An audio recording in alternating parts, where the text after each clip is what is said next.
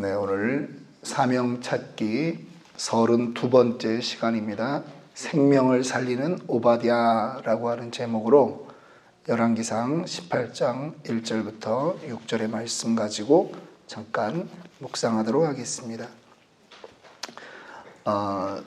오바댜에 대한 부분은 사실 제가 사명 찾기에 원래 생각했던 인물은 아닙니다. 그런데 엘리야를 3번 이렇게 설교하면서 계속 한 명의 인물이 이 열왕기상 16장부터 이렇게 후반전 읽을 때 계속 한 명의 인물이 나오는 것이죠. 오바댜라고 하는 이름이 계속 나와서 이 오바댜를 한번 우리 사명 찾기에 넣어야 되겠다 싶어서 제가 이제 오바댜에 대한 말씀을 간단히 좀 나누려고 합니다.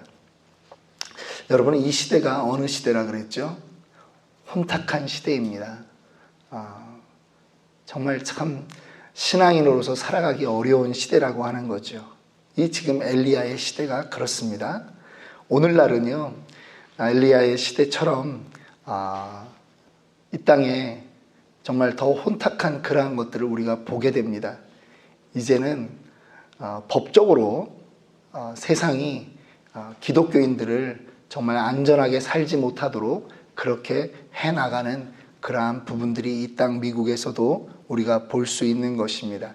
신자로서 살아나가기 어려운 시절이라고 하는 것입니다. 그럴 때에 우리 일반 성도들, 평신도 성도들은 어떠한 자세로 임해야 되는가 하는 것을 오바댜를 통해서 보려고 합니다. 그동안 많은 인물들의 그 상황들을 우리가 살펴보았는데 다들 정말 그 이름에 걸맞게 대단히 강력하게 파워풀하게 일하는 그러한 선지자 또 그러한 인물들을 우리가 보았습니다. 대단히 유명한 사람들이었습니다. 그런데 오바댜는 그렇게 유명한 사람이 아닙니다.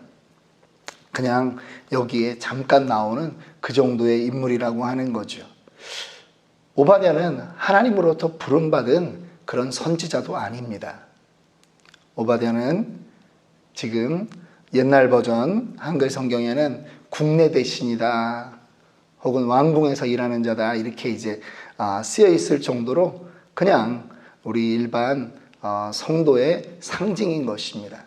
그런데 환난 날에 그 신앙을 지키기 힘든 그 시절에 일반 평신도로서 어떻게 살았는가 한번 몇 가지만 살펴보도록 하겠습니다. 첫 번째, 이 시대에 시대가 우리에게 주는 그러한 상황들이 있죠. 환난의 때, 기근의 때라고 하는 것입니다.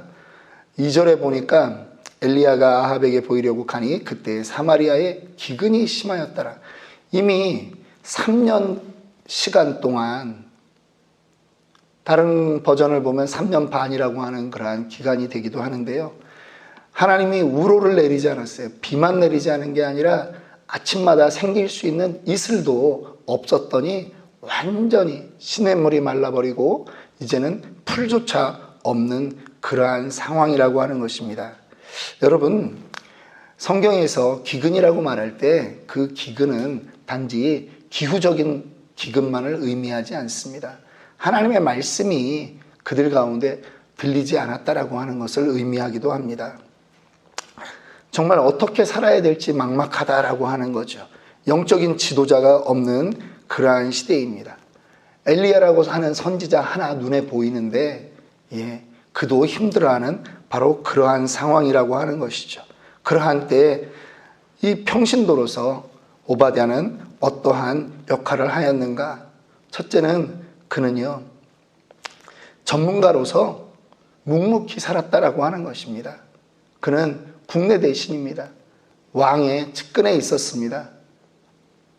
오늘날 우리말로 하면 그냥 공무원으로 평범하게 살았다라고 하는 것입니다. 왕 앞에서 담대하게 왕이시여 이러시면 안 됩니다. 막 그런 말을 할 그런 용기가 있는 사람도 아니었다라고 하는 것이죠. 너무나 소시민적인 그러한 모습이 보이는 것입니다. 때로는 그의 마음 안에 이러한 두려움도 있었을 것입니다. 야, 이거 왕 앞에서 뭔 말 잘못했다가 목이 날아가겠구나.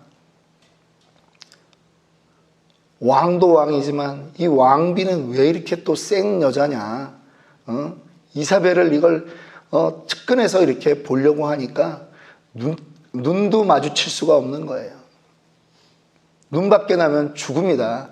그런 생각이 들 정도의 그러한 시대였고, 그러한 시대에 목소리를 높이는 사람이 아니라 그저 묵묵히 자기 할 일 그렇게 하고 있는 공무원 중에 하나다, 이렇게 볼 수 있는 것입니다. 그런데 오늘 성경은 참 그 많은 사람들 가운데 이 사람의 이름을 기억하는 것입니다. 왜 그랬을까요? 그 사람이 그냥 전문가라서 그랬을까요? 그렇지 않습니다. 그 사람의 특징이 있습니다. 그는요, 여호와를 경외하는 자다라고 하는 것이죠. 시대가 아무리 악하고 험하고 그러할지라도 그는 그의 마음 가운데 하나님이 있었습니다. 하나님을 경외하는 그러한 사람이었습니다. 여러분, 하나님을 경외한다라고 하는 것은요, 세상은 주목하지 못하지만 하나님의 관점에서는 마치 바지 주머니에 송곳이 있을 때 그것이 분명히 구별되듯이 하나님의 눈에는 구별되는 존재라고 하는 것을 믿으시기 바랍니다. 오늘 우리가요, 그냥 남들 눈에 다 그런 신앙생활 똑같이 하는 것 같아요. 그런데요, 그 마음을 하나님은 보신다라고 하는 거죠. 하나님은 사람은 외모를 보지만 하나님은 중심을 보시는 분 아니십니까? 여러분들이 하나님 사랑합니다라고 하는 그 고백에 하나님도 하늘에서 그래, 내가 기억한다, 내가 안다, 그 말을 하는 것입니다. 오늘 이 오바댜는 하나님을 크게 경외하는 자, 공경하고 두려워하는 그러한 자라고 하는 것입니다. 하나님이 자기 인생의 중심이었다라고 하는 것이죠. 우리가 어제도 자녀들에 대한 교육이다, 이런저런 후대에 대한 것들을 이야기하지만 그 핵심은요, 아이들 인생 가운데 하나님이 제일입니다. 나는 하나님 자녀입니다. 그거 고백하게 하는 게 주일학교 교육의 핵심이라고 하는 거죠. 교회가 존재하는 이유가 그것입니다. 하나님의 사람 만드는 거예요. 하나님의 사람이 악한 날에도 그 시간 가운데도 하나님을 높여드리고 그렇게 살아갈 수 있도록 그렇게 하는 것입니다. 비록 엘리야처럼 큰 기적은 이루지 못할 수 있습니다. 그런데 묵묵히 하나님을 경외하는 그 하나만으로도 하나님은 기뻐하고 사랑하고, 아유, 내 자식이구나, 그렇게 생각하신다라고 하는 것입니다.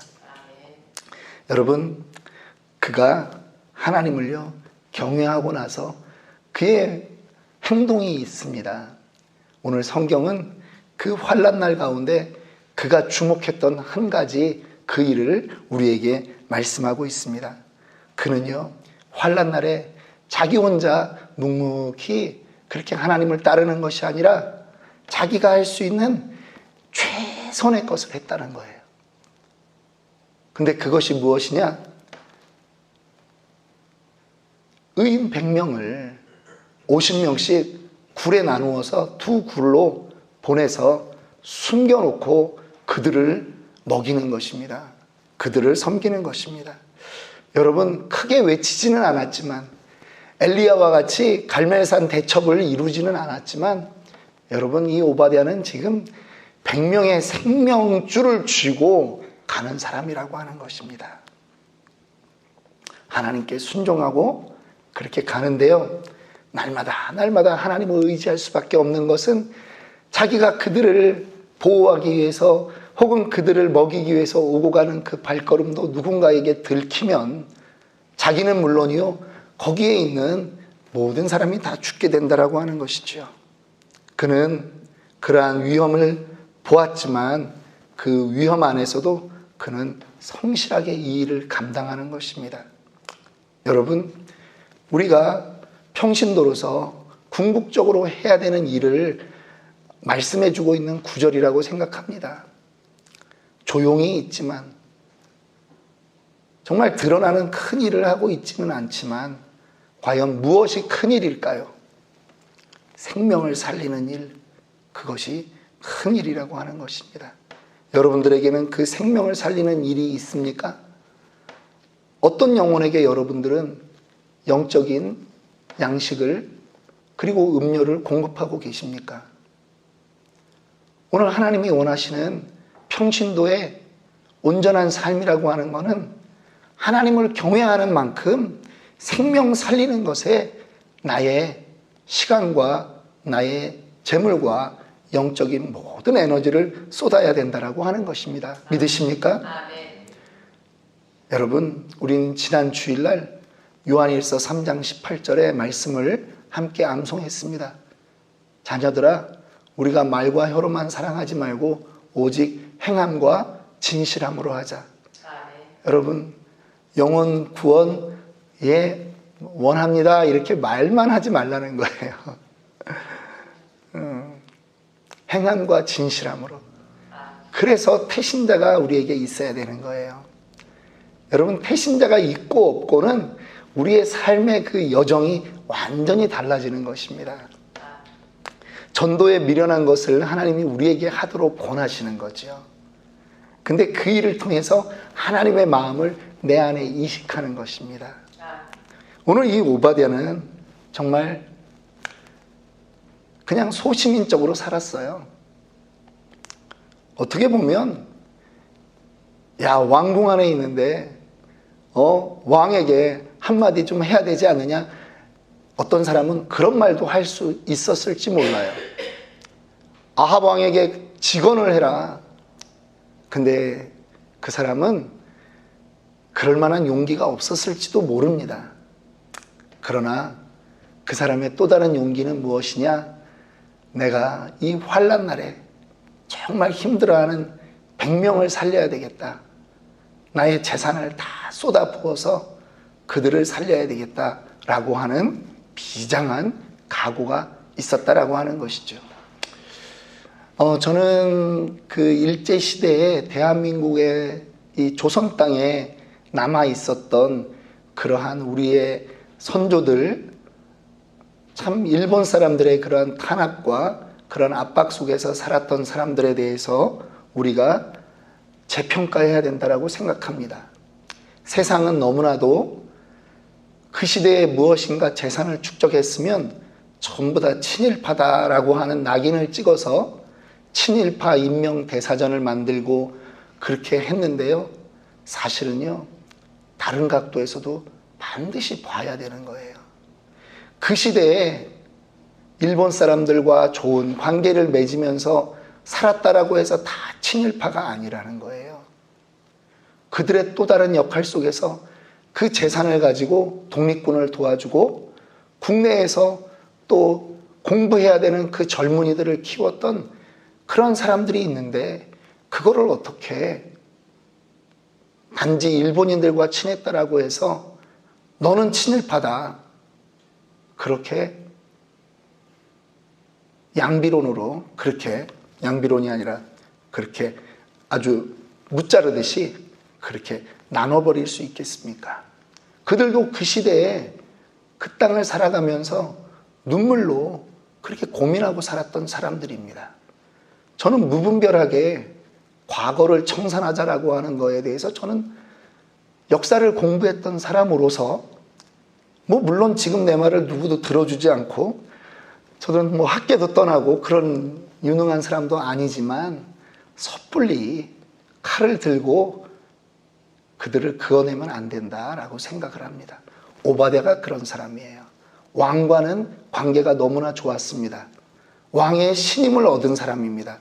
그런데 그는 보이지 않는 곳에서 100명의 생명을 구원하는 그러한 구원자로 존재했다라고 하는 것입니다. 그 시대의 이스라엘의 또 다른 사람들, 그들은 아마 이 오바댜를 비난했을 수 있습니다. 너는 어용이다. 왕에게 붙어서 사는 사람이다. 그런데 이 100명의 이름을 드러낼 수가 없는 거잖아요. 여러분, 저는 우리 성도들 가운데 시대가 힘들어 가지만, 예수를 믿는다라고 말하는 것이 힘들어 가지만, 그럼에도 불구하고 내 옆에 이웃에게 주님을 전할 수 있는 기회를 내가 어떻게 하면 될까? 그래서 때로는 김치당 가서 한번 갖다 주고, 그 집 바쁘다고 할 때 그 집에 한번 우리가 봐주고 하는 정말 작은 것부터 시작하는 그러한 영혼의 관심을 갖고 그렇게 살아가는 저와 여러분들이 되기를 주님의 이름으로 축원합니다. 우리는 밖에 보이는 것 때문에 그 사람이 무엇을 했는지 다 알 수 없어요. 그러나 하나님이 기억하십니다. 너는 거룩한 신자다. 거룩한 성도다. 마이크 잡은 목사보다 훨씬 더 대단한 그러한 성도로 하나님이 천국의 그 기념책에 여러분들의 이름을 기록해 주실 줄 믿습니다. 그러한 성도들이 되기를 주님의 이름으로 축원합니다. 오늘 이 시간에 우리 기도하겠습니다. 기도할 때요, 여러분, 하나님, 우리가 이 혼란 시대에 평신도로, 그러나 우리가 하나님을 경외하는 자로, 그리고 생명을 살리는 자로 그렇게 살기 원합니다. 이렇게 고백하시고요. 하나님, 이러한 부담들이 우리 교회뿐만 아니라 이 지역, 오늘 금요일입니다. 금요일은 근처 교회를 위해서 기도합니다. 근처 교회가 동일하게 부흥되게 하시고 하나님 앞에 쓰임받게 하여 주옵소서. 이러한 제목으로 기도해 주시고요. 말씀 준비하고 저를 위해서 좀 기도해 주시고, 또 우리 이제 내일 오후에 1박 2일로 캠핑 떠나는데요. 오고 가는 길들 하나님 인도해 주시고 좋은 교제하는 시간 되게 하여 주옵소서. 우리 그러한 제목들로 기도하도록 하겠습니다. 우리 주여 철창하고 기도하겠습니다. 주여